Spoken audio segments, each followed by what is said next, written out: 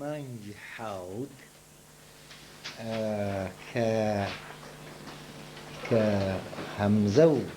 جەماعەتەکەی حەمید عوسمان و ئەوانە دەرکران لە ئەنجامی کۆنفرانسێک کە بەندە لەگەڵ چەند کادرێکی پێشکەوتوی حیزب چوونە ماڵی مەلا مستەفای و لەگەڵ مەلا مستەفای دانیشتین هەتا بەیانیان کە بڕیار کۆنفرانسەکە بڕیاری دا هەمزە دەربکرێت تەزمید بکرێنەتە مؤتەمەر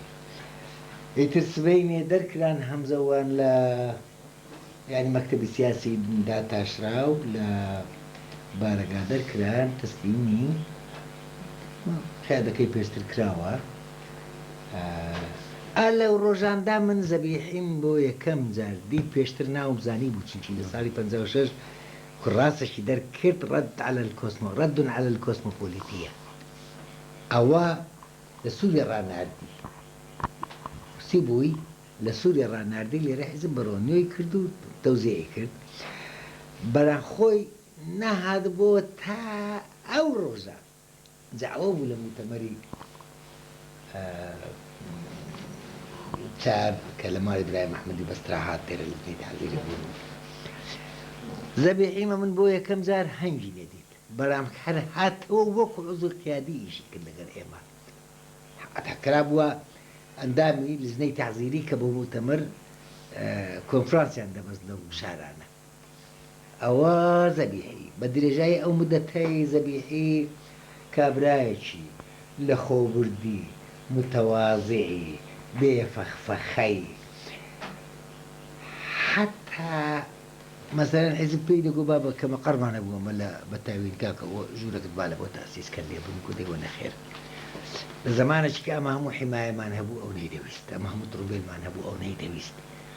مەسەلەن زلکی چاک دەیانگو پاپ ئەو مامزەلالە شەڕی لەگە دەکردم جارێ دەستە زلکێکی باش بکە دەیگو ناکەم ئەو پیاوە ئەوها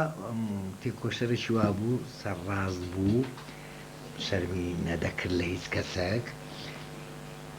هەرچی بەدری نەبایە یەکسەر دێک بۆ بەدرم نییە ولا مەکردەوەی مامزەلالی گەلێکی ڕازی نەبوو ئەو پیاوە لەگە کات برای نوێشە دنیا من سەجێم بوون کە خلافەکەشمان بوو لەگەر مەلا مستەفای ئەوەم هەر لە بیرە ئەو لە بەغدایە بۆ عەرزم کردی منیش لێرە بوو کاتە نەمابوو برامالا زەبیحی لە بەغدایە لە باتی مەکتەبی سیاسی بۆ منیش لێرە بوو جارجار دەچووم دەمدیت حەبیبی حەمەی کەریم کرا بۆ سکرتێر و مەلا مستەفا شتێکی دروست کرد بۆ حیزبە و شتێکی نووسی بوو چیرۆکێک ئەو مامۆستا زەبیحیە لە ئێرە لێرە من جارش کەس تایپم کرد و ڕۆنیۆوە شکلی کوڕاس چ دەرێ چیرۆکەکە دەرێ ئەوە مەلا مستەفا گویا حیزبی دانایە و حەبیب گویا بکە سکرتێر و حکایەتێکی دەکات دەڵێ جارێکی ئەوها ینی ئەوە نەشرەکەیە دەڵێ پیرەکەرێکی ڕق و هیشکی لاوازی پشت برینداری جدەوی بێکلک هەبوو ساحێبەکەی چوو بەرەڵای کرد کە بەکەڕک نەدەهات لە ناو غاباتەشی بەرەڵای کرد پیرەکەر لە بۆ لەوڕا لە جیاو لە پووشی کاکە قەرە و بۆ برینەکانی پشتی چابوون نێرەکەر دەخات و دەچوو غاری دەدا و ڕۆژێکی کەورە شێرێکی دیتەوە کەورە شێرەکەی لە خۆ کرد و ڕووی لە گوندەشی کرد ئەوەدانەی خەر لە بەری هەرات تەنەوە شێرە هاتیە پاشان گوتی ئەمجاوش مەغرور بوو تۆمای دەبا نارەتەشی لێ بدەم نارەتەشی لێدا زەڕێی خەڵکەکە ئەو گوتیان کورە خۆ کەرە چون کەورە شێرەکە لێ کردەوە بارەدارێکیان لێ بار کرد دەڵێ ئەنجا هەر کەسێک ڕاست بۆ تایپڕۆنیۆکی لەکنە خۆیدا ناو عەرز دەکەم خۆی کرد بە حیزب نابتە حیزب ئەو کەورەی ئاخری کەشف دەبی و کەورەکەی لێ دەکەنەوە و بارەدارێکی لێ بار دەکەن ئێجا ئەوە بە مەلا مستەفای وا بووت زەبیحی نەدەترسا هەتا حیزبایەتی بوو ئەو حیزبایەتی و لە زمانی پێشمەرگایەتی مەسئولی کەرکووکە و ئەوە کاکەرەتی لێ نێزیک بوو ئەمن هەروەکو عەزم کردی ئیلا لە کۆبوونەوەکانی کۆمیتەی ناوەندی یاخود ئەگەر کۆنفرانسێک باید دەمدیت یانە خۆت کاغزی دەنووسی لە بۆ حیزب بۆ مەکتەبی سیاسی و من دەوخیندەوە جوابەکەم دەنووسیەوە ئەمە ئەوی کە زۆرتر پێکەوە ژیابن کاکەلەتیفە لە منطقەی قەرەداغ قەرەداغ و ناو جافەتی و ئەوانە لەگەڵ مەرعەجەمیل و سێمی ڕۆزانم ئاو هەلا زۆر سپاس کاک شێخ لەتیف کە یەکێک لە دۆستە خۆشەویستەکانی بۆ زۆر جار باسی کردووە کاک شێخ تۆ لەکوێ ئەوە جار مامۆستا ناسی من لە ساڵانی 1950 و 59 مامۆستا عولەمام لە بەغدا ناسیوە مامۆستا عولەما بەهۆی بارگای پارتی دیموکراتی کوردستانی ئەو ساکە علاقەم زۆر لەگەڵی بەتێن بووە مامۆستا لە 1959 ئەندامی لیژنەی تەحزیری پارتیمان بوو ئەو مامۆستا عومەر دەبابە و کاگنووری شاویز لەو ساڵەدا هاتنە هەولێر سەرپەرشتی انتخاباتی لجانی مەحەلیەکانیان دەکرد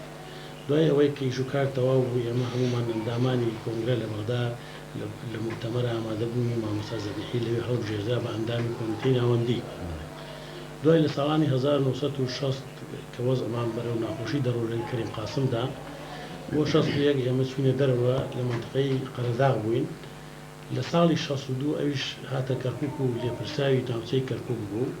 چەند جارێک لە ناوچەی جەباری و گەرمیان و سنگاو بەیەکەوە لەگەڵ مامۆستادا کۆ دەبووینەوە چونکە مەسئولی لەخ بوو هەرچەندە ئێمە لەو کاتەدا بەیشوکاری پێشمەرگە هەڵدەستاین من ئەندامی کەرتی 34 بووم لەگەڵ مامۆستا کەمال موفتیدا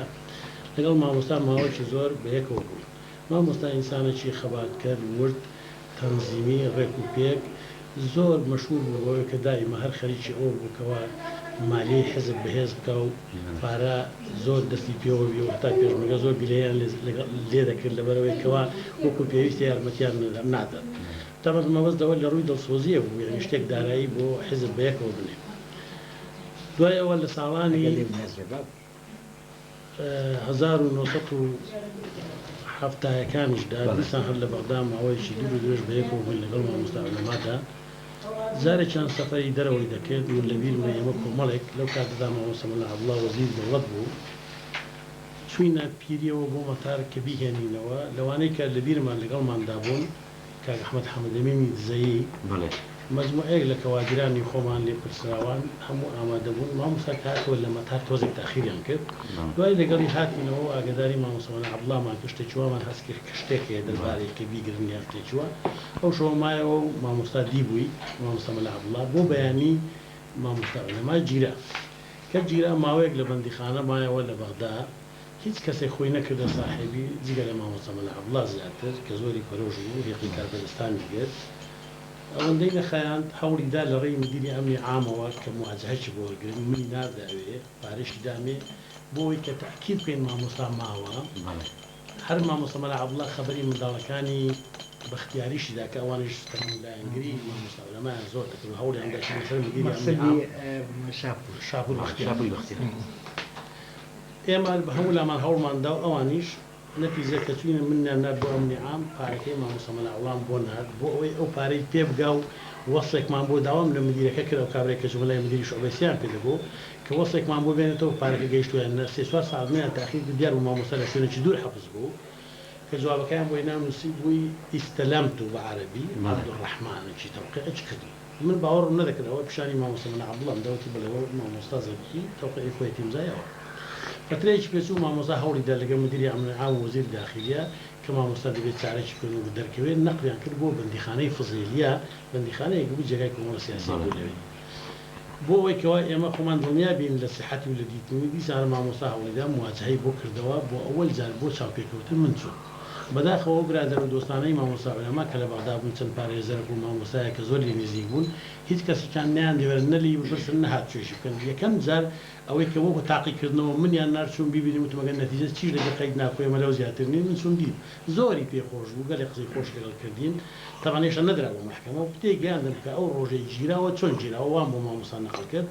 وتی من بەیانی لە ماڵەکەی خۆمان شقەیەکە بوو لە بەغدا زیندگا لەوێ بووم گوتی ڕەفیق پشدەری هات بۆ لام وتی مامۆستاش تۆیان پێدەوێت لە ئەمنی عام دەبێت بچین بۆ ئەمنی عام دەم خێرە وتی وەڵای شتەکە وێ ناکرێن نەی دەبێ هەربی تێگەیشتم وتی مەسەلەکە گرتنە کە بردویانە ئەمنی عام وتم مامۆستا چیان لێ پرسی وتی ئیتهامی من تۆمەی من ئەوە بوو بۆیان تاوانبار کردوم کە گوایە لەگەڵ مامجەرە لە لبنان و چوومە سووریا وتم باشە وەڵامت چی بووتی وەڵی من بتم من کابراایکی عراقیم و جوازیشم عراقیە من ئەگە چوومە سووریا ئەو پاسەپۆرتەکەم هیچ شتیان نییە وتی ئەوان دەیانزانین بە ناوچی کە چووم سەفەرەکەشی کردبوو بەڵام بە جوازێکی کە بۆیان دەرتی کردم عەلا کولین دوایی درا محکەمە کە درا محکەمە تەمان حکم درا ڕۆژێک مناسبەیەکی تەمووز هەبوو ئەحمەد حەسەن بەکری ڕئیسی جمهوری عراقی لەگەڵ سەدام حوسێن هاتن لامان مامۆستا مەناعوڵە لەبەر چاوی سەدام کوڕەفەیلی نیشتمان پەروەر هێقەی سەدام حوسێنی گرت داوای لێکرد گوتی ئێمە پیاوەکی منازل مامۆستایەکی گەورە خەباتکەرێکی کۆن کە کوردی عراق و ئێران دەیناسیەوە و ناخۆشمان دەوێت دەبی لە بۆمان بەربدەیت ئەویش گوتی سەبرم لێ بگرێ گوتی کەلکی سەبری نییە دەبی چارەم بۆ بکەی وعدم دەیە گوتی ئینشاءالله ئینشاءالله من لەدیان ڕاوەستا بوو سەدام وعدی دایە دەبی ئەو وەختە لە حەبسخانەیە بغرێب بوو حکم بوو 2 ساڵ 3 ساڵ شتێکی وا حکم بوو ئێمە چوینە سەردانی ئەو کەم سەردان لە سزنی ئەبوغرێب تەمەن لە پێشم ئەوەی کە حکم بدریا من دەمدید مامۆستا چ دەیە گوتی حەزم لە یاپراغی گەڵامێوە بەزەرچە ئەو ماوەی لێ بوو ئێمە کابراایەکمان لا بوو کابراایەکی زۆر حەزی لە خواردن و شت دەکرد هەموو جارە مەنزەڵ چێشتمان نیوەی ڕێ دەخوارد ناوی برایم خۆش نابوو بۆدا بۆمان دەنارد ئەو ماوەیەکی زۆر لێ بوو بەڕاستی مامۆستا زۆری هەوڵ بوودا کە بەرماندا دیسان هەر خۆمان بە ئیشەکەی هەڵساین و چەند کەسێکی خۆی تایبەتی مامۆستا مەناعوڵە هێنایە ماڵی خۆیان لە ماڵی ئەوان میوان بوو هەتا زۆر لە دۆست و برادرانش گوتیان ئەوە مامۆستاش مشکلەی کابراایکی وەزیر بێ و مامۆستا عولەما بێنێتە لای حکومەتی لێ ئازا و گوێی نەدایە و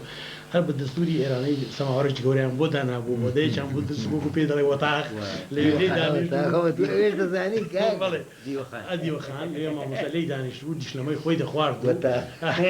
ئەو خەڵکەی لێ کۆب بووە تا ماوەیەکی زۆر بە ئیلحاحەوە چۆ شوێنەکەی خۆی لەوێش هەند چەند گیر و گرفتێکی لەگە چەند کەسێکی دۆستی خۆیە بوو خیانەتیان لێ کردبوو ئەگەر پارەیەک بوو لێ شتێک چەکیژی هەبوو لە شوێنێک لیان شار بووە مامۆستا بە هەتا زۆر بە توندی خەریک بوو هەتا خەریک و کابراایش لەسەر بکوژێ ئەو جای اعترافی پێکرد کەەوە پارەی مامۆستا عولەمای خوارد و شتی خراپی کرد و عەلا کولین بەو شێوە لەگەڵ مامۆستامان ڕابوارد هەتا ئەم ئاخربێت تەبیعی خەریکی کتێبەکانی خۆی بۆ کتێبانەی تەبا کرد و بەرجی یەکەم و دووەمیشی تەبعاً لامانەوە و شتێکی چاک بوو باقیێکت کێ لە خانووکەدا بۆ ئەوش سەری تێچووە تەبی مامۆستا زۆری هەوڵیدا لە ڕێی کاربەدەستانەوە کە وەری بگرێتەوە وعدیشان داینێ نەبوو بەڵێ پاشان مەسلەی ئێران و وەزع ئێران و باری سیاسی ئێران گۆڕا و خۆمینی لە فەڕەنساوە بەڕێکەوت بۆ ئەوێ کوردانی بەغدا هەمویان هێقی مامۆستا عولەمان دەگرت نەسەن قسەکانم لەبیرە دیانگۆ مامۆستا موبەڕیری مانەوەت نەماوە لە بەغدا هەموو جارە هێقیان دەگرت جارە لەوانەیە یەکەم جار مامۆستا مەناعوڵە داوەتێکی زۆر گەورەی بۆ کرد تەبعاً بابەکراقی پشدەری تێدا بوو محامی عەونی ویسیبی تێدا بوو کۆمەڵێک شەخسیات و برادرانی خۆمان عەزیز شەمزینی کەمال مفتی ئەوانەی کە لە بەغدا بوون پیاوانی ناوداری کورد کۆبوونەوە لە داوەتەدا هەر یەکە ڕۆژێک مامۆستایان داوە دەکرد بۆ حسابێک کە مامۆستا بگەڕێتەوە بۆ ئێران بەڕاستی مامۆستا عولەما زۆری حەز لێ نەبوو مامۆستا مەناعوڵەش ئاگدارە لەبەرەوەی دەیگۆم من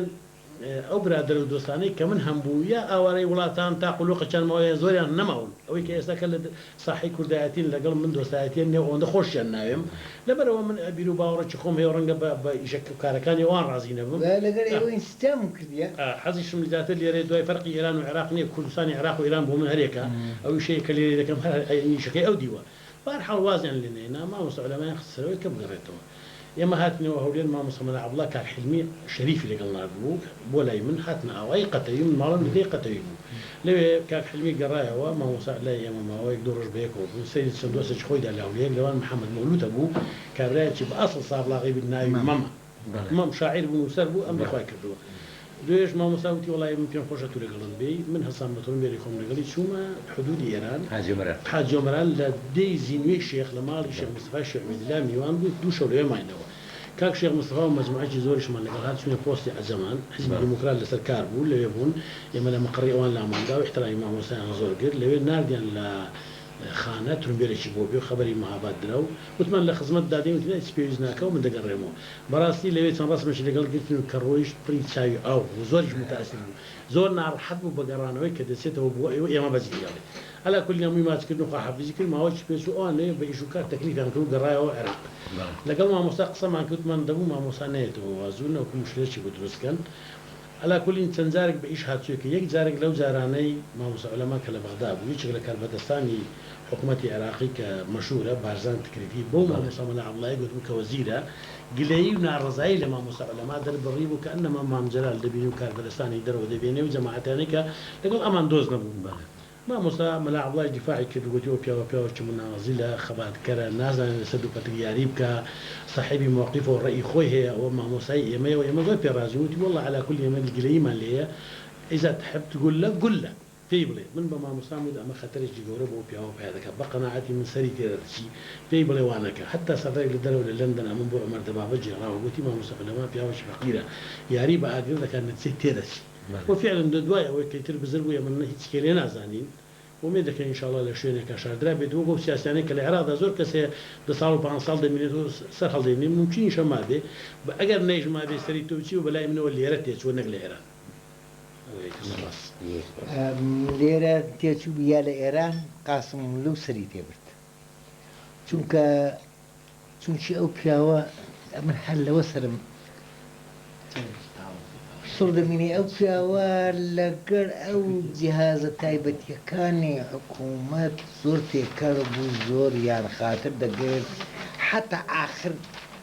برد جيبك كلاشنكوف وبمخزنة وبفيشك بيان دانار لبو عز الدين حسيني شو لا خانة جماعتي قاسم لي هاتن سلاح كان اللي استعمل برديان لاي مريوان برديان باشان قلتي داميان هو بلام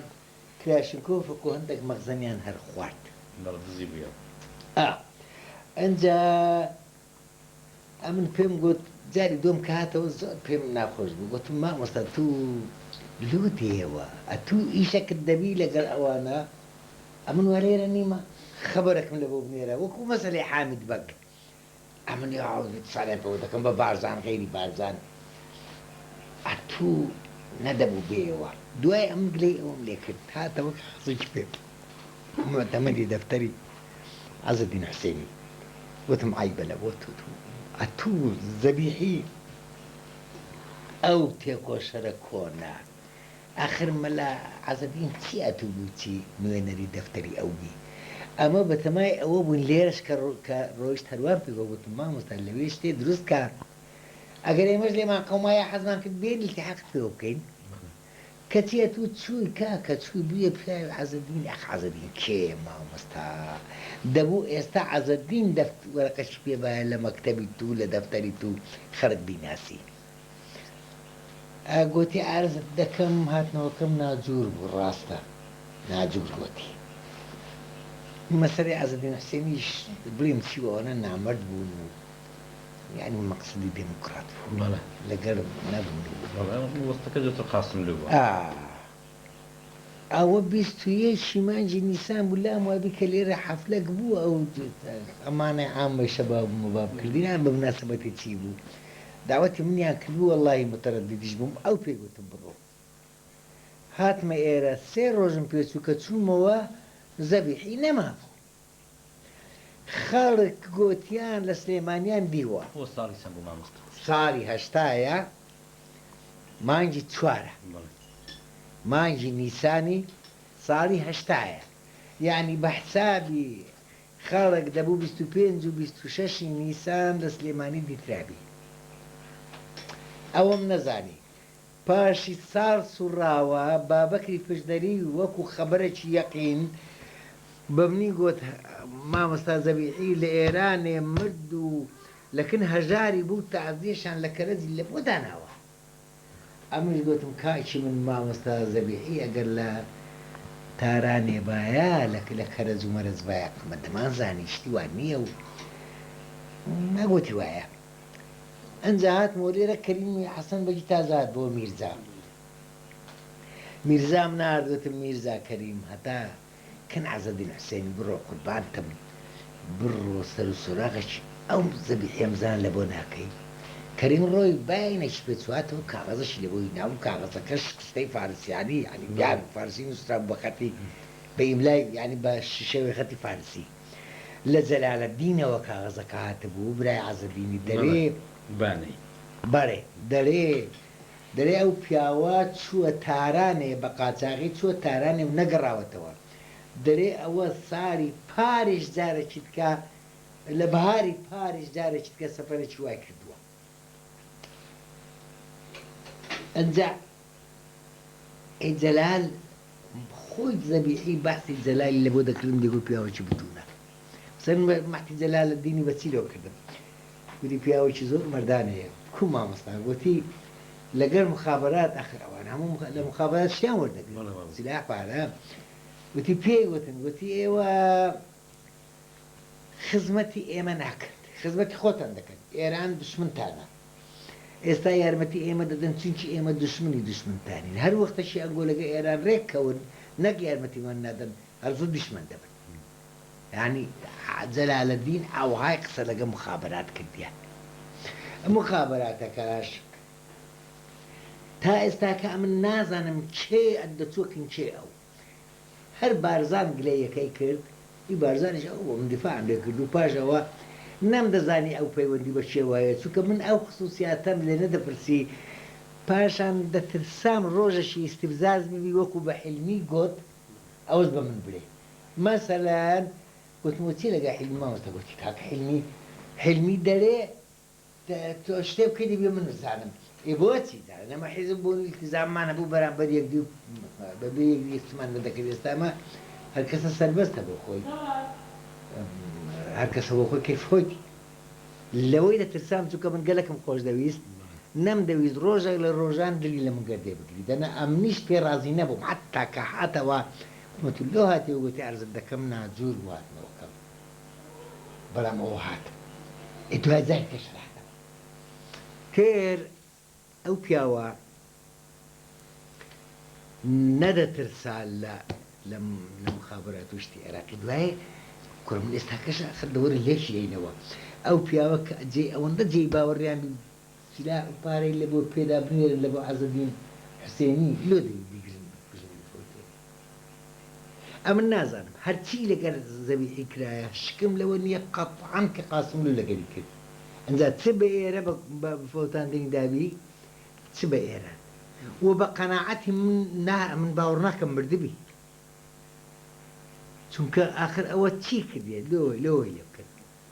بەڵێ جارێکە لە بێروت هاتەوە لە کوماری مام جەلالی بوو لە یەک مانگی دەکەن ئێرەوە دانیشت مام جەلال چوو بە دەرەوە لەسەر ئەوە گرتیان و شێخ جەبارەکەش تەقسیری پێ نەدەکرد جەبار و ستار و کار ئەوە هەیە ئەوەی با لێگەڕێن فقط ئەو پیاوە وەکو ڕەوشتی شەخسی زانێ حتا بڵێ ئینسانێکی لە خۆبوردی بوو کورە دلکەشی دوایی لەبەر نەدەکرد هەمیشە خەمسەرەک و بۆرەک و کە ئەندامی مەکتەبی سیاسی بووی مە پارەمان هەبوو لە حکوومەت پارەمان وەردەگرت هەمومان جێ من و ئەو دەچووی پارەکەمان دینە ئەمە هەموو تڕومبێلمان هەبوو حیمایەمان هەبوو خانیمان لە بۆ بەکرێدەگیرا ئەو پیاوە نە تڕومبێلی ویست نە حیمایەی ویست نەخانی والله لە مارەکی بوو لە ماری کابرایەکی ئەرمەنی لەو کەمپی سارا لە ژێرزەمینێ داهۆتەکیا بوو ئەم دەچوومەکردی تا ڕادەیەک دکتۆر مراد پێی دەگۆ مەرموزە کام دکتۆر مراد مامۆستا ئەو دکتۆر مرادەی کە غەرج کرماشان بووە کە فەوتاویش بەڵەندیان ئەو کە پێکەوە بوون دکتۆر مراد دەیگۆ زەبیحی مەرموزەکەی چییە براترانی خۆمانی زۆیان دەگۆ مەسەرەن زەبیحی ئەندامی مەکتەبی سیاسی حیزب لە بۆ برادرانی خۆی ڕەفیق خۆی ئەندامانی سەرکردایەتی حیزب بۆ ماری پێ نەزانن پێیان نەدەزانی ئەم پێم دەزانی نازم کێ کەش وڵڵاهی ئەمە کەسم نەدی لەگە خۆم لە ماری وی دەچوو هەر جێیەکی ئەمە جێبەکی لەتیف قۆزەمان هەبوو خراپە پیسەکە بەو جێبەی هەبوو دوایش ئەو پلەکە دەچوە کەلار پارەی دەبێت لە بۆ پێشمەرگانەی کەلار ئەمن دەچوونەکەی لە ئەمنی عام پارەمان وەردەگرت جانتاوەشی گەورەی بینا هەر ئەمنی لەگەر دەبوو بۆی دەزانی یەک فوت ئەسکەری لەگەرە مادام ئەمنی لەگەرە هیچ زانکایەکەمان لێ هەردەگرتون دیاینا ناوتون بی لە سووا دەبوون تەحاتینەوە دەسوێژ تەلار و مەلار سەر من لەگەڵی دەچووم لە ڕەوشتی عامی ئەو پیاوە تێکۆشەر بوو کورتپەروەەر بوو ئەفکاری تایبەتی خۆی هەبوو بەگەر ئەوەشدا کە لای چەپی پێخۆش بوو بەڵام هەموو چشتیهی مەعسکەری ئیشتراکی پێشتی قۆڕ بوو چۆنی سا لە کوردایەتی دەکرد مامۆستا کوردایەتی مامۆستا زەبیحی کوردایەتی وەکو هەر کابرایەکی سۆسیال دیموکرات دەینگەڕێ مەسەلەی کورد و باوەڕێشی وا بوو نەک هەر مەسەلەی کورد هەموو مەسائلی دنیاە بە عەقڵی ئینگلیز و بە پارەی ئەمریکا دەکرێت حتا لەسەر ئەوە زەبی حلمی وان ڕچانێ دەبووە شێوی بوو یەسار بوو ئەوە مامەستا زەبیحی بوو بەرانها ئەو پیاوە بەخۆی نەوعە لێکدانەوەیەکی هەبوو یعنی وەکو پیاوەکی کلاسیکی مەسەلەن ئەوەی کەمە کە سەدام گوتی خەلی هەساعت ئەوە لە جێرا بۆ کەیف بێتن خۆت گوتت ئەوەی تەفسیر دەکا خەلی هەسا معنای چییە و چی نییە ئەمە هیچ سابش لەو قسانە ناکەین ئەو دەیکرد کە دادەنیشتین تەحلیلاتی وەکی پیاوەکی کەون بوو نەبوو پیاوەکی وریا و باخەبەریش بوو من بە چاوی خۆم دیتم فەڕەنسی قسەی دەکرد لەگە خەڵک عەرز دەکەم ئینگلیزی دەزانی عەرەبیشی دەزانی مەلایانە عەرەبیکی قەواعیدی قسە دەکرد عەرز دەکەم فارسی و خۆتان دەزانن بۆ تورکیشی دەزانی و حەزی بە سەفەری دەرەوە دەکرد ستا ئەوروپایە و ماوروپایە و لە خۆی لە بەرک و باغڕی خۆی لە ماری خۆی زۆر سەخی تەبێ عەدوو بەرام بە ماری حیزب حتا بڵێ ڕزیل بوو یعنی خەڵک گەلەشی لێ عەدز دەبوو لەسەر ئەوەی کە مەسەن ئەمە دەچینە بەغدایە با ئەوەندەی نەداینە من و عەلی عەسکەری بکە بڵێوەتی ئەو هابوو عەرز دەکەم لە ساری تبنۆڕێک لەکە حکومەت دەهات مفاوەزەی بکە لەگەڵ مەلا مستەفای پێشان جارێ زەبیحیان دیت بووە ناردیانەکەم برادەران ئەمە لە کەرکووکە مختەفی بوو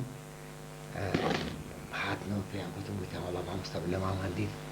لە گەراجی هاتە خوار لە تۆمبیلی چووە کە باپایی نانی خوارد دوای سوار بوو ڕۆیشت گوتم کورە مامۆستا لەماتان دیت هەر ئەو خابە ئاشکرا گوتی ئارێ وەڵا دەبوو باوەڕ نەکەم چونکە عولەمان مەرکەزی حیزب بوو یعنی مەکتەبی سیاسی بوو لە بەغدای بەداکتنێ بە ئاشکرا لە کەرکووچێ ناسرایە چەند مدەتێک ئەوە مەسئولی کەرکووچە بووە کو ئەوە هاتی ساڵی چەند بوو مامۆستا ساڵی 65 لەسەر 66 زستان بوو نازانم بوو بە 65 بلا باوی چوومە بەغدایە مزازەفەم کرد چوومە بەغدای وەتم زانم وتیان وەش چوو فعلەن گوت وەڵا چوومە عەبدوڕەحمان بەزاز بریتەوە چوومە بە برادەران گوتیەوە ئەنجا هەر ئەوەش ئەساسەک بوو کە برادەران هەراتن لە دۆرە ڕقەی و چوونەوە سلێمانی و یەکسەر حیلمی چۆ بەغدایەوە نیە عەلی عەسکەری هاتەکنە من لە کەرکووچێ حلمی چۆ بەغدایە مامزەلالیش چوو بە وەڵا ڕقەمەش چوو چوونە بەغدایە جا ئەوە ئەتووەرە مختەفی ماڵوێران کو عەبدوڕەحمان بەزازت و دیتەوە کو چووی و کو هاتیەوە دوایە ئەو فترەش کە دەڵێ مەرکەزی حیزب بوو کاغزی لەو من ناردە بوو دەڵێ گەرهاتی بەواستەی عەبدوڵڵا شلێری ستۆدیۆ من دەبینەوە دەچوومە موزارێ جا سەیرە وەڵڵایە من دانیشتم لە ستۆدیۆکەی دیتم هات بە زۆرێکە ئیتر منی بردەوە کری حیزب بوو معنەویاتەشی بەرز حتا من شتێکیان یان نەخێریان کردم لەبۆ کەرکووچێ زۆرم پێراخۆش بوو لەبەر خاتری زەبیحی چوو چکە من دەمزانی لە کەرکووچێ چ بەسەردی شارێکی ئەوە خراپ کەسی لێ ناناسم خۆم پێ قوتار ناکرێ لێرە پۆلیس تووشماتن بە دەمانچە و سەر دەمانچە قوتار بوو لە کەرکووچێ لە سای بەچیان نەبایەدنا من نەدەژیام لە کەرکووچێ کە دیقەتمدایە گوتم مامۆستا ئەگەر ئێستا نەچێم وەشی لە سەرماندا دەستچێ ئیشەکە ئەوزاوەشی برادران لەو دوی هاتنەوە هەینێ دەرێن لە پێش هەموویان دەرێ زانم چ گوم مەلا ئەڵڵا لێرە بووش بە قسەی دەکرد دەبۆی ئەم بەقسەت دەکەم دەسمەکە ئەو بۆ تۆ من بدەکرد ما تسر زارتك وش عسكران أمر السرية مامۆستا وەک دەزانن زەبیحی پێش لە دوای کۆمارچ لوحەوت هاتۆ بۆ عێراق و هاتۆ بۆ کوردستان و تەک ئەو سەردەمیش کوردی ئێرانە جەماعەتێکی زۆریان هاتم بۆ ئێرە وەکو حیزبی دموکراتیش چۆن بوو مامۆستا زۆرتر تێکەڵاوی کوردی بڵێن گەرمێنێ کوردی عێراق بوو مامۆستا لە پێش هەموو کەسە هاتە لە شێڕەتیف بەڕەحمەت دەستی تێک ماوەیەکی زۆر لەوێ بوو حتا سەیتەرەی لەسەر شێڕەتی پێ بوو خۆی قسەی بۆ من دەکرد پاشا نازانم جارە جێی پێتەنگ بوو لە تیفش حکوومەت لێیان لە هەنجەد بوو ناردیە کلێسە گوندەك هەیە لە لای تاوغی شێخ حەمەد ساڵح ناردیە لای شێخ حەمەد ساڵح ئەو شێخ حەمەد ساڵح گەیاندی بەغدایە وەک لاجەی سیاسیە وەک چی چۆن نەخێر هەر بە تاریب هاتەوێ لەوێ حکوومەت گوایە یعنی ئیقامەی بدەنێ و ئیقامەکەیان نەدایە و هەرات بردیانە ناسریەی لە ناسریەی چەپێ و عەگال و مەگالی لەسەری نەهەرات هاتەوە بەغدای لە بەغدایە گرتیان تەحویلیان داوە ئێرانێ چووە قەسری شیرن لە قەسری شیرن وەڵا لە قەسری شیرن چووە تارانێ لەوێن دەرێ کوردێکی دیتە بوو گۆیە نایبە لە پەرلەمانە پێی گوتیە دەتوانی چارەسەرێکی وەزعی من بکەی گوتبووی نەخێر ناتوانم چارەسەر بکەم ڕێگەڕا بۆ ماری ئەو مختارەی کە ئەو لە دەست پۆلیساری هینا بۆ دەرێ کە تەحویلیان داوە دەستە قەسری شیرن دەستە ماری کێخوایە کە مختارەکە ساڵی پەنجاکان بۆیە پەنجاکانە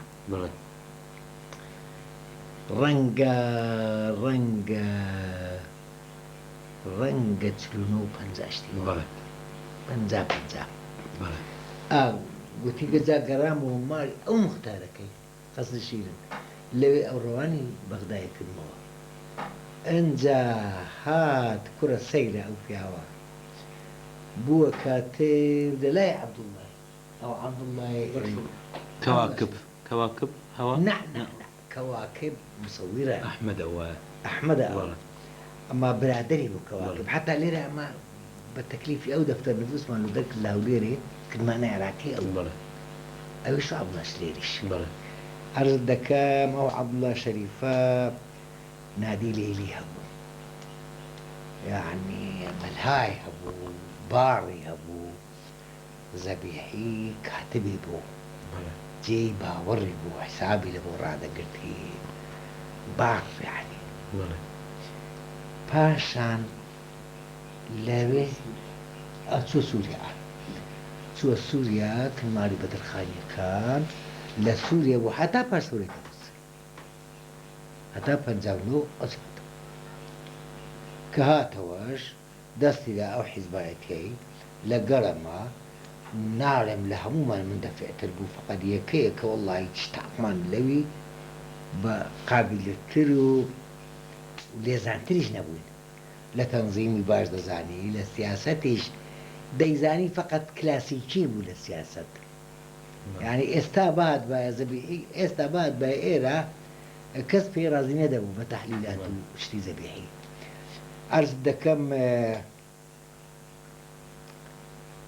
مەلا مستەفاش زۆر خۆش دەویست لێرە حتا خلافەکە نەبوو لەگەر مەلا مستەفای مەلا مستەفا زەبیحی خۆش دەویست بۆ ئێتیبارێ زەبیحی لە ئێرانێ و مەلا مستەفا لەوێ و حتى بوتس بموجود علماء بعض التحليلات وشتيش هولا للجنة المركزية هلا بيلو نما يعاد سكا والله كان برايم نعيونا وتكاك علماء اللي بو علماء كانوا عالم علماء عالم يا أو علماء لا واحد كان برايم بيلو أو نازنيو براي ما مستبرايم أنا والله حدا ما مستبرايم أحمد بيلو أنا والله أنزع قربيتت ليش بسوي يعني ما مستشين هاي علماء بريك أو فترش كمسؤول بولا وقتي شورشي أيلول لهرجي شبايا خلق دادي بولا دستي ضبطوا ربط شوهاي هبو علماء دكتاتورة وعلماء وغاية شان بشاني أوش أو دي إنسان شبا وفابو أو كثي كزي تاوي تدا باي وهاي خوش دويد كخوش دويد يتر وفاي زبيعي وشكاز نبو أو ملع الله يجو تياران يا ملع الله يجو كبيان دقو ما تكون دو ملع الله بنك كبيان أو كرش زور أزاو تالاق بو حزبايتش تايش دكت أو ندي خوش دويست أو بياوت استالك كتابة كي لقاموزة كي بعد كبيا بياوت شي أوابا وفابو بردو ترازو كشي هر تيكوشان مش تشكنبو يعني تبري ما زبيحي تاوي لتي كابرا إيش كادر إيش حزبوني اشتي شخصي قطعا إلا أو تيكوشان أو هابو بيدي شي لو ندك دور رجع جنيبي أنا أو مارو من داري هذه حتى فيش تربطهم حتى حماية قبول ندك بيدني دنا أما حال ما بعرف ما نبو ما مستوى دزان إن صبيحي باري سياسي كي باري أدبي شيبو تو بيدوا زورتر أديب ويا سياسي سياسي بكا أديب أو وكو أديب قابليتي أديبيتي دابو برام نكت شوي نكت لغيري أو رد على الكوسموبوليتيش تشينا نوسي أو بيوا مشتك ما لنا نوسي لغير التقارير حزبه قاموسك إيشي لابو ذاك الكعكة قاموسك هذا نشتين لما رزربها تديق سك ذاك يقولي دينوسي كي زورتر هيزي خصتصر قاموسكي والله لو صار أنا بغداد آخري كجيرة نا بيش جيراني خريب وسنش حاجة ك هاتوا الحبس خانة هاتوا ما مستعد زانتا جدابو أو حاجة بتكري سوار زادنيار باري تدابو سوار زادنيار كان ليه تزيبو زانتا كان له هنا ها لكن من قلتي أو هاي اللي كلمة شنو معي والله ثم زعفراني وثم قلت انت تنكشم والله بالله قلت الله إلا سر زبيحي ثمانية أمن الزلايم مدير انت تنكشم كاك زواج هو عسكر وعارف ولا ثم لقرد جنا كينا جنا كنا قمر وري قمرية اشتشي واه والله عاتم رجعت كا 2500 مليون داي 1500 تاستاج معي اوكل عليه لك نمر أنجا دوايا حاجة كده لدفترش من داراني مكتبه حموي أو كاغذ لو من نسي دفترك حموي بعد شي أبوي دكا كزبيحي غدري لو كليا زبيحي أو قاموسي كاستوى بتما تبعي بكاوها حموي من في شكان مدرس كليا ومن وام كليا بيش دسوت سنك حازي لطبع زوري دزاني همو زاري لزماني حزباتي دا مطبعيه دستي عن درست كده يعني ناو عاصمي عند برد نحيمي عند كردو حروف ومروف أو حازيلة بدستي دابو مدى بيوكو كتاش دستي وابو ثم بسطت كاك محمد يشاب صندونيا وناي محمد يشاب صندونيا محمد يشاب صندو خلقي ما هذا إيش اختكيا بالله إيكي اختكيا وماري السليماني استنى بغداد نازل مستنى وقت شيء بغداد هشتاوت سؤال من السليماني بيني إيه ده هو يا السليماني إذا أواب يعني أو بياوا بوفابو لقر أواش كأوهان لك دو هيشتان تقول قرض ذبي كمل بحث من لبودا كده بيكون مزخر لك الدنيا يعني بفشارك تي خوش بفيش هنا خوش تقول لازم خوش اللي يستلم باشا ما مستوى بزاني ل 64 و 65 أوانية بالله تاريخي إما دكاتة سلوششي لا إما كجماعة أحمد توفيق لە لای مەلا مستەفای بوون جەماعەتێکی دیکەی حیزبێ وەکو سمایلی شەریف زادە و کاک سلێمانی موعینی و ئەوانە زۆبوونەوەیان لە حزبی دموکرات کرد و مەلا مستەفا دژایەتی کردن ئەوانی دەرکرد و بەرەو ئێران چوو کاک ئەوەل جار هەمویان پێکەوە بوون ئەمە ڕقمە لە هەمویان دەبووە لە سلەیمانی موعینی کە پێیان دەگوت فایق لێرە عەبدوڵای ئیسحاقی کە پێیان دەگوت ئەحمەد تەوفیق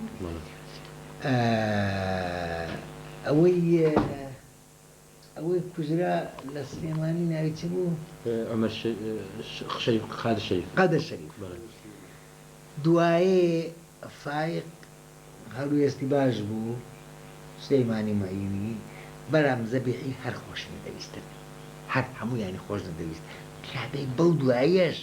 بەو دوایەش ناڵێم لەگەڵ هێمنەکەی لە ماڵی ما دۆستایەتەکان و کردەوە دنا حتا ئەوانش خۆش نەدەویست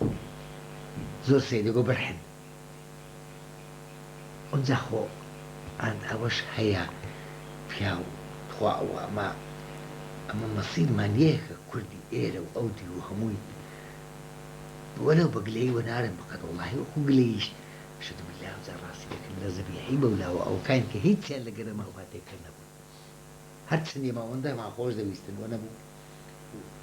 لەگەرمان تێکرد نەبوو ئەحمەد تەوفیق هەر بە ئاشکرا زدی حیزبەکەیمە بوو پاشان لە بەغدایە من یارمەتیشمدا کە گیرا من تێ هەرسوم لێ بەرام فایدەی نەبوو کوشتیان و نیە لازم گەزار کوشتی فەوتاندی مامۆستا خۆشی نەدەویستن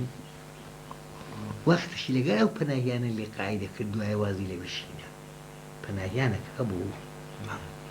فارس بوو تورک بوو هەر خەریکی زندیکردنەوەی شتی تورک و تورکی ئێران زەمین و ئەوانە لەگەر ئەوە عیلاقی هەبوو لە زەمانێکی ئیزاعەک هەبوو قسەی دەکرد دژی ئێران مامۆستا دەچۆتەوێش شتی لە بۆ دەنووسیت پێم وابێ خۆی قسەی نەدەکرد فقەت شتی لە بۆ دەنووسیت عەرزت دەکەم خارت دەست بەتار نەبوو ئەو هەموو مدەتەی لە بەغدایە بووین دەست بەتار نەبوو هەر وەکو یعنی بەبێ شگەت و شکل لەوەی نەبی کە ئەخر هەر ئەوەش سەر سڕهێنەرە یعنی ئەو پیاوە حتا دەیان بردە جێی زۆر سڕی کورە کولی ئەمنی قەومی محاضرەی دەدا محاضرەکەی دەنووسی نیشانی بوو دەدا گەرەکدار من بازم شتەکە بوو دەمە مامۆستا ئەوی لابە لێت دەکەوت دشکەوە ئەو باسینەوە من دایان ناسم ئەنجا دەمەک لەگەڵ پەناهیانەی دەمەک ئیزاعەکیان هەبوو لەو ئیشی دەکرد پاشان وەکی ئەوانە وەختەکیش کە ئێمە بەیانی ئادار بوو ئێمە هەروەشاینەوە لەشکرەکەمان ئەو ئێرانیانەی لەگەڵمان بوون بە ئیتیفاق لەگەڵ حکوومەت مامۆستا زەبیحی بۆ ئێتیبارێک کە ئێرانی با ئەو مەسئولیان بی ئەوە لە سەی سادقی دانابوون هەموو سەرمانگان دەچوو پارەی دەدانێت مەسئولیان بوو چاک و خراپیان دوای ئەو شێخ جەبارە کەران باوگاوەکە تۆپی ئەو شێخ جەبارە لێ خوێند و دەی مەشاغبەی کرد تا لە دەست زەبیحیان دەرینان دانن دەست ئەو بەجارێکی هەمووی هەرتە کرد ئەو حامد بەگەهینیا لە سامەڕایدانە هەندێکیان بردنە ڕمانی هەندێکیان ناڵم کوشتن ئەنجا کە ئەوەشیان لێ وەرگرتەوە دایانە شێخ جەباری ئەنجا لەگەر ئەو پەناهیانەکە و لەگەر ئیزاعەکە و شتی وایان هەبوو حتا ئاخر ڕۆژیش عیلاقەدار بوو لەگەیان فقط هەر کورد بوو هەر کوردایەتیشی دەکرد بە حسابی خۆی ئەخر عەرز ناکەم دەرێمەوە عالەمەکی تایبەتی بوو بە حسابی خۆی ئەوانە ئیستیقلال دەکرد فێری لێ دەکردن لە بۆ کوردایەتی و هەرواشی کرد بە حساب لێرە سلاح ویلاحی لەوانە وەردەگرت دەیبرد لە بۆ عەزەدینی وایە دەسوو لەگە مامزەراری خەریکی شتکەدا بوو هەر لەو شتانەدا تێچووە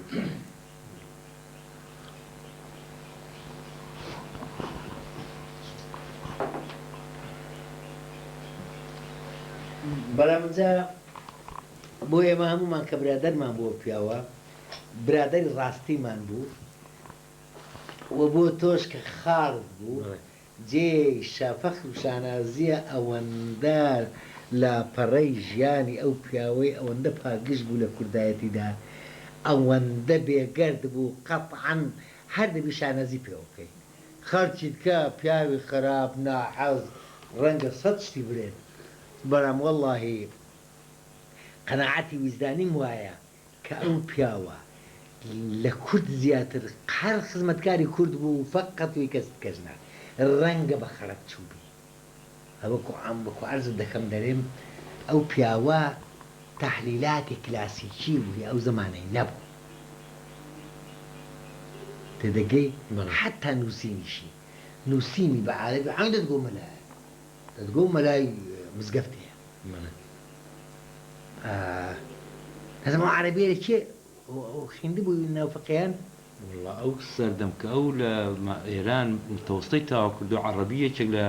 دروستە ڕئیسەکان بوون کە دەبوو بیخەنن لە قوتابخانە بەس ئەوە نەبووە کە خەڵک ئاواز و فێری بێ بەس ئەو خۆی زۆقێکی تایبەتی لەسەر زمان بوو پیاوەکی زیرەک بوو زۆر کورم باڕ نەدەکەت فەڕەنسی بزانی تا هێ من کچێکی فەڕەنسیات و میوانی بوو بەدبەختی کچی فەڕەنسیە توانی میوانی و کەلاکەی بووی ئاخر ئەو کچە لە سۆربۆن دەخوێن لە بەشی کوردی ئەسمەرێک بوو جا من نازانم فەڕەنسی ئەسمەریان هەیە ئەوە هاتنە مارێمە داوەتمان کردن مامۆستا زەبیحی و دەنکەکەی کچەکە هەیە من و کچەکە مامۆستا زەبیحی و ئەمنیش یەک کەسکەمان لەگەر نەبوو لە حەدیقەکەی دانیشتە بوون وەڵڵی بۆ فەڕەنسی قسەی لەگە دەکرد کچەکەی هەیدێ باوەڕم کرد کە فەڕەنسی دەزانی بە فەڕەنسی قسەی لەگە دەکرد زۆر ڕاک و پێک مامۆستا من خۆم لێم بیستۆ کە دەڵە بۆ دانانی قاموس گەورەترین قاموسی دنیا کە لا ڕووسی فەڕەنسیە هەموو خوێندوێتەوە لەوی ڕیشەی وەرگرتەوە لەوی لاشەی وەرگرتەوە زیرەک و زیرەک پیاوەکە دێهات بەحسی مەسەرن ئەمواجی مەحموولە توی لاسێکی وی تەلەفۆنات پشتیوە کە داهات ئەو بەحسەی دەکرد مەسەن سایکرۆفۆن تەلەفۆنەکە نەوعە سرێک کە دەرێت حەول تەحویل دەکا هەستی لێ ڕاگرێت و بۆرە کۆچی وەچی گرامۆفۆنە شێخ قورمێژی کەم بیتۆ ئەوها قسان دەکا ئەوە ئەو تەفسیری لۆم دەکرد پێش دەگەیشتم کە دەرێتی کە چۆن ئەو هایە ئەو دەنگە و هەب لە ڕێبار دەکرێ و سواری ئەموازی محەممەدە ئەوجا ئەو جیازی استقبال دەکا و بخۆیانی لێ دەکاتەوە شەوای بێ دەکاتەوە قسان دێتەوە ئەو های قسە دەکرد کابرا کورە حتا واللهی دەستی کیمیا و بیزیا و شتێواشیە بوو ئەم من دەرێم دوور نییە ئەو پیاوە خەریکی بازە تەجاری بەچی بی و کوزاران باسی حتەکرد زێڕی دروستەکە نەدەم دەکەن ڕەنگە ئەوانە شکردی پیاوەکی ورد و خۆش و حتا ئەخلاقی بەرزی عەجایبی وەکی وەفا و ڕازبێژی وەکو دەستپاکی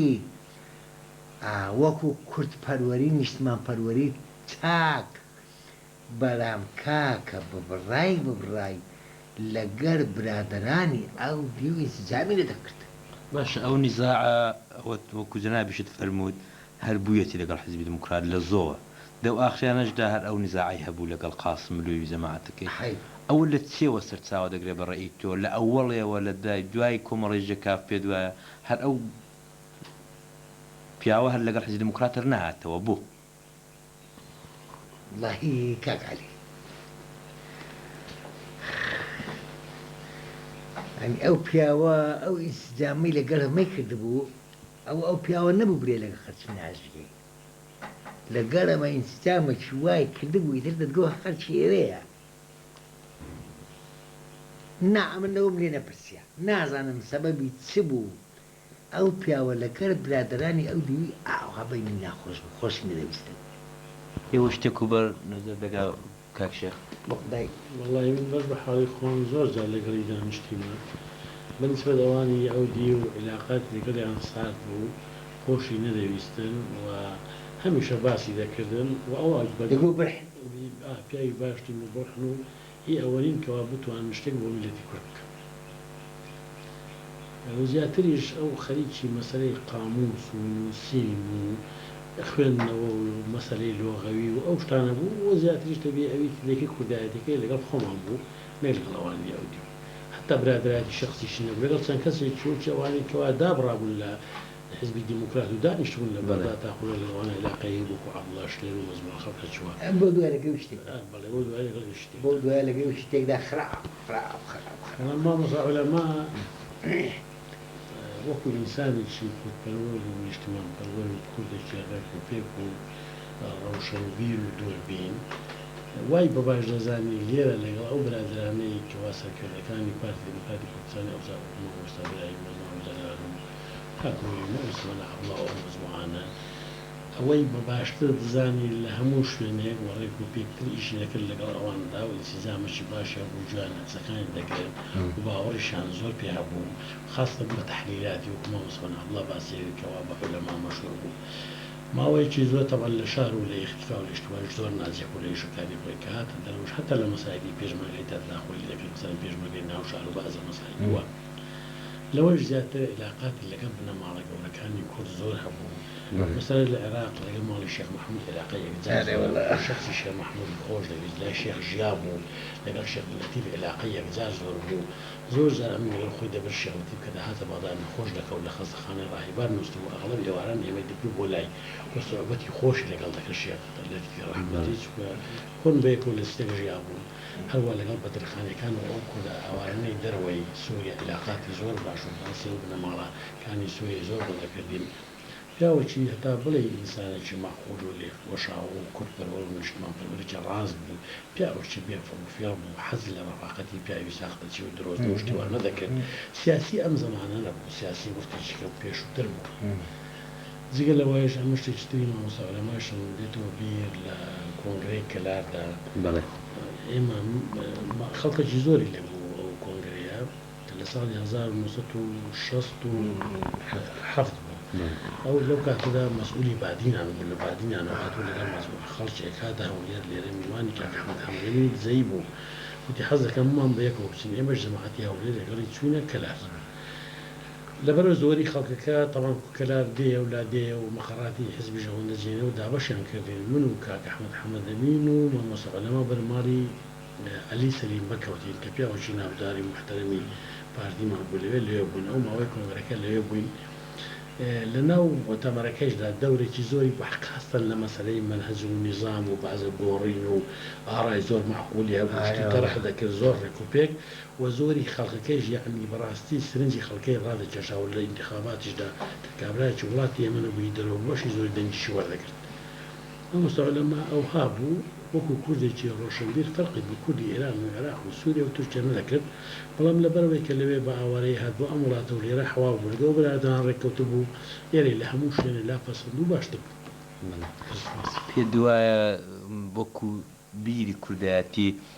كردستاني وكو يك كردستان صاروا ذكرت. همي بيا كردستان تمشى ذكر لو دواء هذا بيري أوي ذكر لو كبتواني يشتغل لإيران شاد رز بكا لقال خوي أودوس وبرادراني خوي هرسند لبغداد أو زار أو موضوع عن زول لقال ذكرتين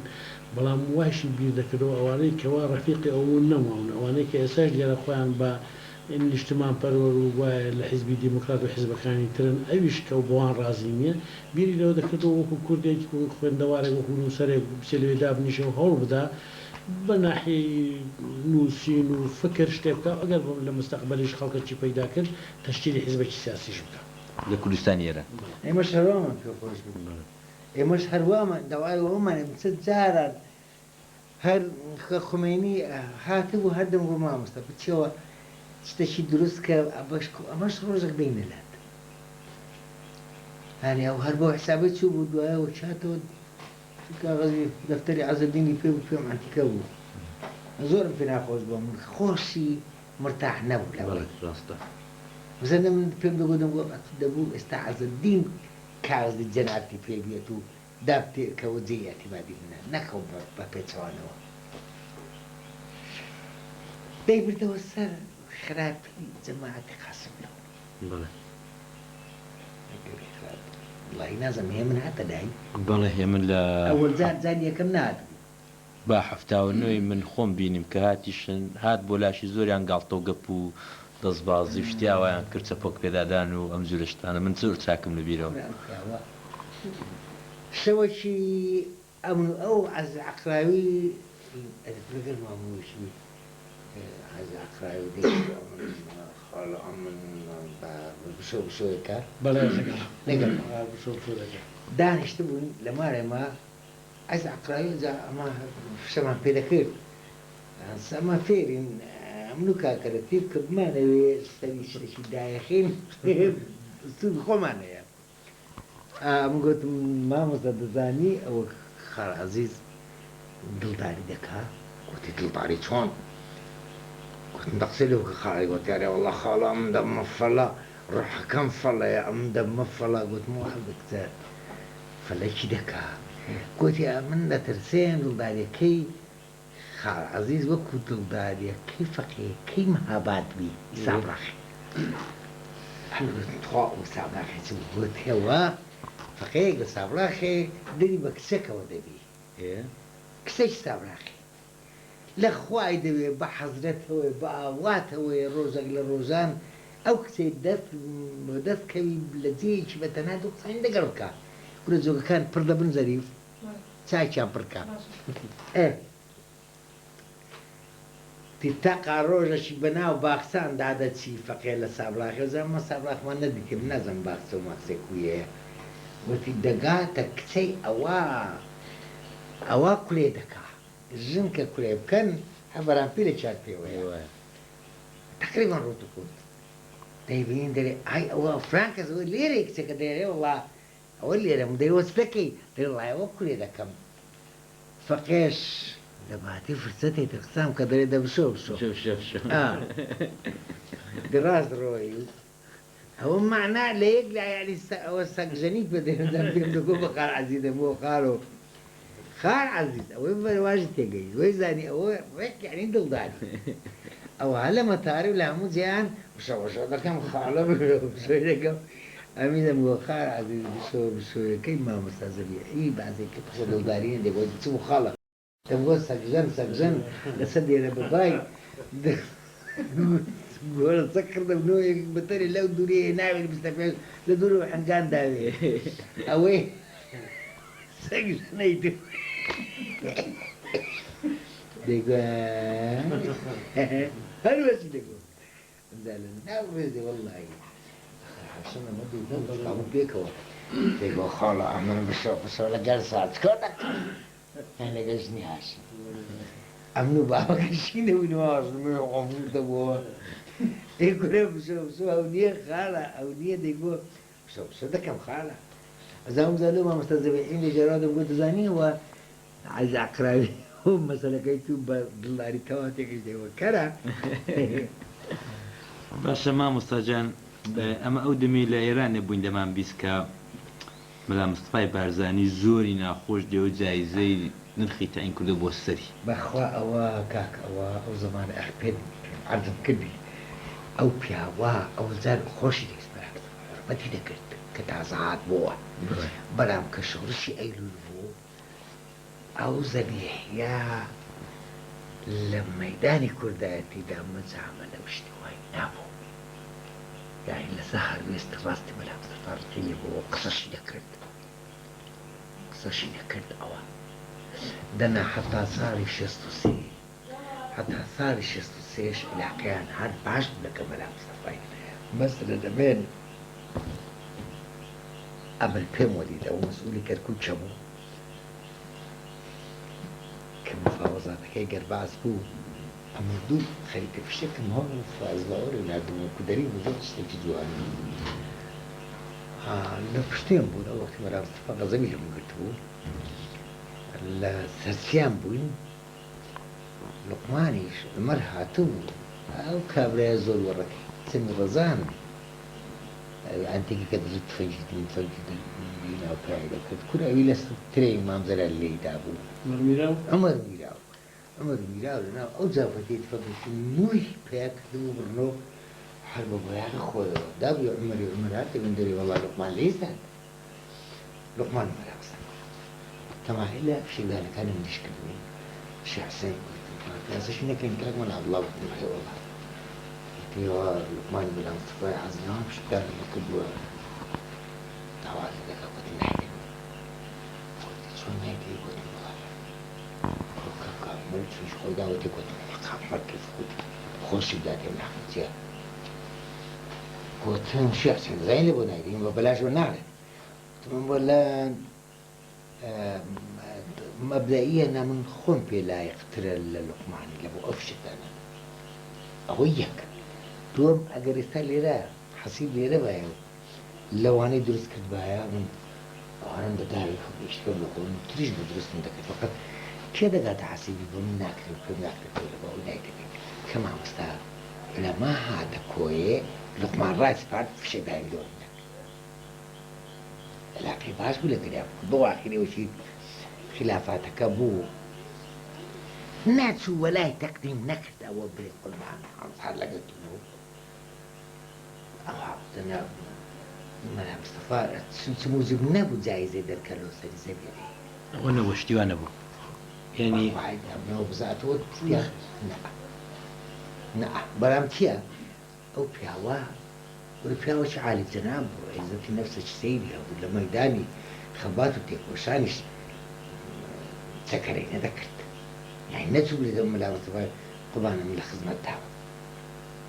ملا مصطفى واي رقوالي تصور كدو شازالي كدو شازالي مدكتو ليش النبي استعمل لما لا مصطفى نبي استهزار رحمة الله ليه النبي استهزوني كدابي كزبيعي قلب تني داب لا محمري دا زل علي عبد الله دا وجنيك أو أماني دا قوت برنا والله بخوة هي زبيعي جمينا برنا يقين دبيتك مهموما رفلهم من نبو نشقاق من نكبو بحسابي له باش ما مستا زبيحي بتسني بك العراق ما وكل لاجا يا وكو جنسي واشتواي ذكرت أبدا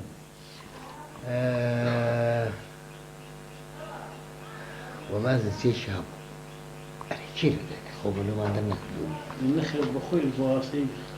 خلق كنا ساري كوي حتى باسبورت يدرس كذا بلان بناي كوي نبنا وشكو جنسي كبناوي عبد الرحمن حمد أمين نسيكو دتني يبقى بيريور بموكور حكومة العراق عانش نداي حتى لزمان حزباتي أو حزب فيش حزباتي إيش ذاك إيش أو فيها إيش ذاك بس هو زاري ماله إيش هذاك إيش اعتيادي كاسي ماله لا والله بو آخري وآخري تيا محموما بس منش كان نقلي بغداد كرام سوى مكتب سياسي لي ريال ما تبي تبيزني على المدام إلى بغداد صدني على المدام لو لداخلية أو حمام أوجه الشمل أهو الشمل حتى آخري مش حرب مع أبو لداخلية مصدني على الحمرة قلت أوجه ليه قلت هاي أوكي باش هيوندي ما مستعد لقل حكومة كاني عراقك أو تيدابو كزور تريان بعصبو هل لقل بعصي سيبو بيوندك إمام تاسرع ديك هيوندك وكو مناظلك وكو سياسيك وكو دوستك همدام ينبو لا عندها شبي بعزيمو بي بلى لا لا زبيحي قال له برسلوا ببتان عندها من مشتوى على خير أظناكم كمحاضرة وشتيان بيدا نسيلة بو بسيلة كلية أمني قومي محاضرة يان بداتي تيجات تماشان دا كده من عندك اشتهابه خراب دم وكاكا نظرك تتكلم ولا أو بقول لو أنا داخل جرانم أو بيا ورنبو أو بيا بحسن ظنك سير لقر أو أنا إيشي دك دويد زاني أو أنا برادر أمي زوجو ما بس أو أنا برادرين النينا دعاء أتود دوري يا بياخد لازم أنا ذي شنو كهات وحفتاو إنه يكمل جماعتي إيران اللي بغاو هاتنا وبو إيران وشاروخا إيه ديرا زور دعاية ويان بوكر درودك أو أنا إلى بغداد بون همويان مع شهور حكومة بون حكومة بخير كذا قاسم له موظف ولا وزارة التخطيط لوزارة التخطيط موظف ونازم ستكشان داعي زبيحي جاري حتى حزب كيما لقوري ما بو حالي ما بقول لك لما زياتر علاقتك كذا كزنبو پاشان کە حیزبەکە خلاص بوو نەما و بەیانی ئادار بوو خەڵک ڕۆیشتەوە بماینەوە لە بەغدایێ مامۆستا زەبیحی وەکو عەرزم کردی پێشتر پەیوەندێکی هەبوو بە بەعسەوە بە حکوومەتەوە وەکو پێشتر هەمان بوو منیش هەم بوو ئەو قابلیەتی زیاتر بوو لە ئیشی ئیزاعە و سیاق ئێرانە و فارسی دەزانی و لەگە ئەو پەناهیانەی کابرایشی جەنەڕالە بوو پەناهیانی ناوی چ قەحبابەی پەناهیان دکتۆر ناوەشکەش هەبوو کێ پەناهیان الله کوروش نەبوو کوروش تورک کوروش نی نا کوروش نەبوو لەگەر ئەوە خەریکی ئیزاعە بوو وەختەشی ئیزاعەک هەبوو بە ناوی معارەزەی ئێرانی قسەی کرد فارسی مارسی زەبیحیشتی لە بۆ دەنووسید دوای جار بە جارش تاعاتم لێ بوو حەزەرە شتی وایانی بەدانێ و ینی دەشاردەوە خۆشتەکە بەدەزی نەبوو ئەمەش دەمزانی بەلان زەبیحی لە پیاوی وام بوو نە ئەندامی وان و ئەندامی چەوسەک بابەنە ئەندامی چی ناوەڵا زەبیحی بە حسابی خۆی ئەمە فێر بووی چەند سال بکاش خۆم لە 66ەوە ئێمە لەگەڵ حکوومەت عێلاقەدار بووین و بە حسابی خۆمان حیزبەکەیمان هەموومان کاک برایمیشەوە بە زەلالیشەوە گویا ئەمە حکوومەتمان دەخەڵان یارمەتیمان لێ وەردەگرت مەلا مستەفای لا ببین بە خۆمان بین جێ بگرینەوە ئەو جا بڵێنە حکوومەت ئێرە ناوەندی عەردی و باوەڕ ناکەی بڕۆ بپیوە بەتەمای ئەوەی بوو زەبیحیش حەد لەسەر عەینی نەسەق عێلاقەی لەگەڵەوە نابوو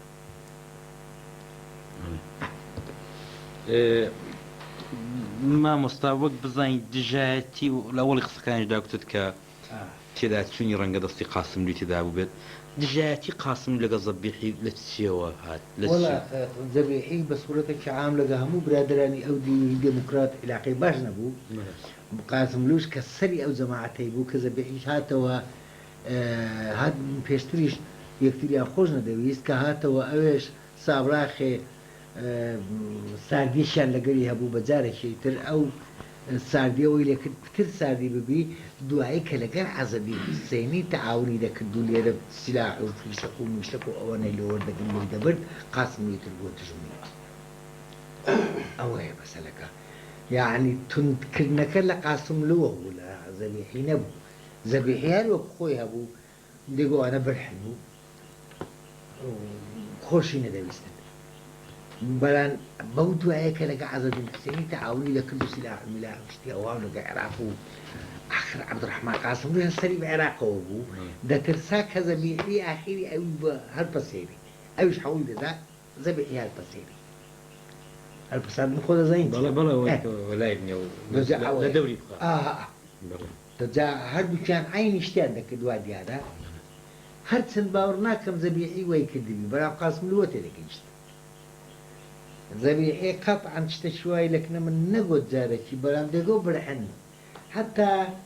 ئەمە دادەنیشتین ئەم دەمبوو مامۆستا وڵڵی ئەو پیاوە ئاخر من دووتیتم زەبیحیم لە 59 خۆی و ژنیوی لە کەرکووچە بوون گەلک لە کنەما بوون داهاتنەمە قەڕێ و دەسنەماران و ئەمێن ڕام لێ نابوو حینیش دەمبوو مامۆستا ئەو کابرایە وشی قسان دەکات دەرێ ئاخوندەکانی ئێرانیە قسان دەکات چی وەکو کورد قسان ناکات مامۆستاش دەیگۆ وەڵاو جاوە ئەوانە قاسملو لە جێیەکن نازان مەنتیقەکە لە لای ورمێ و ئەوانە و زەرزایی کوردن و بەرامەوە لاجەکیانە وایە و ئەمیزم وەڵڵاهی من بڕوە ناکەم ئەو پیاوە سواری ئەو مەیدانەی نییە بەخوا بەسەریت و لە من زیاتر تۆختر نەبوو لە نەقدی قاسم کۆچم لەگەری نیە و بەرە من قەناعەتم وام کە قاسم ئەو نوع پیاوە نیە و فقط خەرک قسەی دەکرد بۆ دوایە ئەمن دەمگۆ کاکە ئەمنیش هەروەم دەگۆ بەران ئەوە دیارە کەسی لە پێشکەوتوتر نییە لە ئێران و کەوابوو قەید ناکات قەیدێ ئەوەش بەبڕ لە دیارەتی بەرانجا قاسملووەکە یعنی تۆخکردنەکە لە قاسملووە ئەدی کو ینی چون سلاح ویلاحەکەنیان بوو دوایە تا بازار حالیدایەنەوە دیوە چ جماعتی دموکرات لە بۆ دەسوس لە ئەملاحێندا زەبیحی دەدسی بۆ تۆ دەزانی ئەوانە هەمووی هەبوو ئەوان بەرام ئەنجا ئەو پیاوە داخی گرانم بە تەنها چی پێ نەدەکرا ئەگەر خۆمانی لەگەر باینە لە هەرجێ شەبە زەبیحی عولەما بوو بەڕاستی فقط بەتەنهەیە کە کەتەوە ئەو ناو حەزدینی مەزدینی وڵاتەی هەموو شتێکی لە ئاخر عەرزت ناکەم دەمانچە من دابوومێ لە بۆ خۆی چوو لە قەرازی وەگەیشت بۆ هەمزار خواردێرانش خۆت کە دوو دەمانچەی خۆت با بلۆ لە بۆ لە قەرازی دادەنێت ساردەخۆرەکە بوو ساردەخۆرە کامێرەک و دەمانچەکم دایە ئەمن دەمانچەکە بە هەمزاغەشم گۆم لەو ئاخیرەی گوت قسەیەوەم کرده بوو گوتیوەوە جای لەبەر دەستان نییە و دوای مردیش یعنی تو پیاوە کاتو دەچیە ئەو دنیای دەگەڕێیت و کوردستان هەموو چەک بەدەست دەمانزت لە بۆ لەکن نەبزاقێکی کار دەرێن داخی گرانم ئەو پیاوە هی ئەوەی نەبوو بە تەنهای بەرەڵاکە ئەوهای لیدی ئەمە بە خۆمان لە دەورەی باینایە هێزەوە یعنی ئەو ئیشی وردە ئیشی وردەی خوارێ هی ئەوەی نەبوو دانیشت باە تەکبیر پێ بکرد باە ئەمە ئەو بچیت تووشی ناو قڕ و زێلاق و ڕێ و جاردان و لە وڵاتێکی بێ حکوومەت و چەکدار بێ ئەوهای لە داخیرێت کە فەوتاشا من نازانم یعنی ئەمەش هەر شکم لە بەغدایە بوو بابەکرد کە دەیگۆ لە کەرەز تازیان لە بۆ دانایە و لە ئێرانێن بردیە ئەمن دەمگۆ تو برێ حکوومەت پێ گوتی بابەکەر قسانە براو کاتەوە تەرەکا دەبوو ئەمە نازانیت باوەڕش ناکەم ئەمە نانیشمە خۆ جێمان نەدات چیا تۆ چتا لۆ ناخ لەبەرەوەی لەبەر قەڵەوی و لەبەر خەو و ئیسان خەوی زۆر ناخۆش دەبێت کاتەوەبی نام بەسەر وڵی ئەوەی کە پرسیارەکانی کە نووسیبمەوە دیارە هەموو وڵام وەرگرتوتەوە بەس لە ئاخرێدا هەروەکو کاک شێخ وەکو بیرەوەرێکی خۆش کە لێت ڕاگر پێت ئاخرجار لەکوێ بینیت شتێکی خۆش بیرەوەرێک شتێکی وات بەڕ ئاخرجار ئێمە وەکو عەرزم کردی چەند جارێک لە بەغدا دانیشتنی خۆشمان لەگەڵ زۆر مناسەبەیە کە ئەو دەڕاتەوە بۆ ئێران دانیشتەکان شەوەک لە ماڵی بابەکراهەی کوژدەری بوو شوێر لە ماڵی مامۆستا سەمەنا عەوڵا بوو شوێر لە ماڵی عەولی یوسفی ڕەحمەتی بووانە ئەغلبیان نەماون شوێر لای کاک کەمال مفتی بوو وای پاشەوە کە هاتنی هێرش لێرەوە چەند ڕۆژێک لەیەکەوە بووین لەگەڵی چوومە خودەوە بەڵام ئەوەی من ملاحەزەم دەکرد و هەست نەکرد قسەیەکی زۆر پێ ناخۆش بوو کە دەڕۆیشتەوە زۆر بێزەوق و دڵتەنگ بوو یعنی گەڕانەوەکەی پێخۆش نەبوو و بە قەناعەتی منی ژوای تەسەوڕ دەکرد کە ڕەفیقێکی ئەو تۆی نییە و ئەو خەڵکەی کە هاتبوونە مەیدانیش ئەو خەڵکەی هاتبوونە مەیدانیش یعنی بەڕاستی هەموو جارێ لەگەڵ ئێمە کە قسەیەکی مناقشەی دەکرد باوەڕی نەبوو ئەو جەماعەتێکی ئێستا کە حکمی ئێران دەکەن هی ئەوە نیم کە بتوان لەگەڵ ملەتی کورددا بدەنە نەتیجەیەک و خێری کوردیان بێت زۆر سپاستان دەکەم پێم وابێ ئیشێکی باش بوو بۆ بیرەوەرێک لە مامۆستا زەبیحی کە ئێوە وەکو دۆستێک و ڕەفیقێک وەڵی ئێمە لە دۆست و ڕەفیق زیاتر بوو ئێمە وەکو برا بوون و براگەورەمان بێمەش برای کچکەی بووین بە تایبەتی ئێمە ئەو تەشکیلاتەی بۆ دوایخر ئێمە هەمان بۆ حرەکەی تەقەدومیمی ئەکراد ئەو پیاوە وەکو ئەندامێکی پیادی لەگەڵەمە وا بوو بەرام ئەمە ئەوەندەمان لەکن مقەدەس بوو ئەو پیاوە یان نەبوو برێن یا مامۆسەوە کۆبوونەوە هەیە بۆ خۆی دەهات بۆ خۆی دەڕۆیی دوایە شتمان هەموو تەکبیرمان پێ دەکرد ئەو پیاوە لە گەڵەمە بوو باوەڕی ناوەکەش ئەو لێی ناوی حرەکەی تەقەدومی ئەکراد بناوتەن ئەو پیاوە ئەگەر نهات بایە ئەو دیوی لەگەڵ خۆمانیشی دەکرد بەرنامجە چۆ ئەو دیوی مامۆستا وەکو بزانی تۆ دەو ئاخراندا زۆر لەگەڵ بوویت پێ دوایە باقی قاموس و نووسراوەکانی دەبێت لەکوێ بێت لای ئەمنە نەکەر پێم وایە لای ئەمنەوە داوام لێکردن واتیان دادێ واتیان دەدەینەوە دوایەنیان دەیوە پێ دوایە ڕۆژێک بۆ دەستمان دەکەوێتەوە بە خودای ئەگەر علاقە باش بێ ئەوانە پێک بێن لەگەریان ئەوان لەگەریان پێک بێن ئەمن خۆم ئی من چییە خۆ من بە خۆم ئەو حەجتانم بەلاوە نەبوو یاری قاموس و ماموس جەماعەتی کۆری زانیاری زۆران لحاح لە من دەکرد ئەمنیش هەموو جارێک پێم دەگوتن دیانگۆ ئەهلە وەسالەن دەلەل و لەکن فلان کەسێ و با فلان کەس بێ و دوایە هیچوو کردە بەردەستیان و کتێبیشی زۆر بوو وەرە سەیرا من وەرە نازانم چییە بۆ کتێبانە نازانم چ بوو کتێب زۆری کتێب هەبوو محقق ئاستاشی هەڵسم کە ها دەدیدەوە ئاستا وایە و ناجیانەوە بوو قسەیانەوە بوو دەنگەوە بوو دایم لغەتی ئاستایی نازانم دەیزانی یان نا بەڵام قسەی دەکردبی ئاستای هەبوو ئاستای زەردەشتی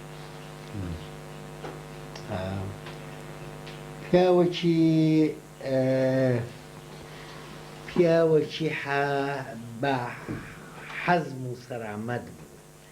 لە مەیدانی کوردایەتی و ئەی پێشمەرگایەتیش دەتگۆ ئەوە چەند ساڵە ئەو پیاوە پێشمەرگەی مەیدانە مەسەلەن کەم مەسئولن دیتی ئەمنئی خۆمان کە حیسابی فیشەک لەگەر پێشمەرگەی بکە ئەو حیسابی فیشەکی لەگەر دەکردن حتا جارێکێ من چوومە خلاص بوو ئەوە چیە مینی کاسێت دەخواوە هیچکە شتەکان تەواو پڕمە پیرگی خۆی قسەکە ئارێ وەڵا ئەدوو دیار دەبێ بڕۆی ناوەڵام منیش نییە ئەو شەو دەبەش تەواو بیمە لە هەموو ئیشکارەکان بەسم تەلەی تەلەفۆنام کڕ بەسمێنی کاتەمان هەیە هەردی من چوومە دۆشە سەرم لێدا و مەسئولی زۆر وەختەچی جا من دایمە دەچوو پێ کوێشم لێرەکە کەلەکتیڤ دەچوو لەگەڵمان داهاتێرا قسەی کردم باسی کابرایەکی کە دوی دەژێڕەمەوە بە پێکەنین دەیگۆ چووە بوو هەموو فشەکانی خۆی تەقاندیە فشانەکەی پێ بوو کەورە کوندا و چاکە دەیگۆ کەورە کوندە بە بەتاریە لە پێشە میدانە گوتی ئەمیر والله یەک فشەکرد نانەوێ دەبێ هەر ئەوانی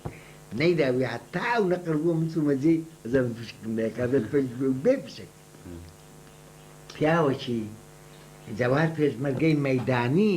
کە دایم لە شەڕی ئەو حسابان دەکات فشەک نابی تەقێ و نابی وابی نابی ئەوەندە فشەکە زیاترە بێت ئەوەنش مامۆستاجان پڕ بە دڵ سپاست دەکەم هیوادارم لە داهاتووشدا ئەگەر شتی تازت بەڕێ بە نەزەرگەیشتووە بۆم بنووسی سەرچاوان دوایە ئەمن ئەوەی خۆم بەرجی سێم زۆری ئەو تێدا دەبی ئینشاءڵڵا تاوان فکریش دەکەمەوە وەکو دەرێ دەیگوشم هەرچی بەبیرم بێتەوە هەمووی لە کتێبەکەش دەنووسم و کاغەزی تایبەتیش لە بۆ دەبی ئینشاءڵڵا ئەتوش دەموو دە کاغزماوە لە بۆ دەنێری هەرێکە کوردستان ئازاد بێەوە دیارە وەڵا ئازاد بۆچی ئازادیش نەبوو کوڕە چێ دەرێ ئەمەش دەربە دەرنابی کاک شێرجان دیسان زۆر سپاست دەکەم بۆ هاتنەکەت بۆ ئەو دەستێکە نیشانتدا و هیوادارم دووبارە پەیوەندیمان هەبێت ئینشاءڵڵا ئومێد دەکەین ئەوە سەرکەوتوو بن بە پرۆژەکەتان ومەژ ئاخر یادگاری مامۆستا عولەمام کە لایە قاموسەکەی خۆی چەند دانەیەکی بە تایبەتی چاپ کرد بوو بۆ دیاری خۆی ئەوەی پێشکەشکردن ئێستش لامان ماوە لەگەڵ چەند ڕەسمێکی زۆر نایبی ئینشاءڵڵا ئەوەشتان پێشکەش دەکەین زۆر سپاس مامۆستا ئەمەش سپاسی ئێوە دەکەین کە هەرت بۆ ڕەخساندین بیر لەو برایەمان بکەینەوە بەبیرمان بێتەوە قسەکانی گەرە قسەوان لەبێت و بەبیرمان ناتەوە وەزیفەی سەرشان وەرکی سەرشانم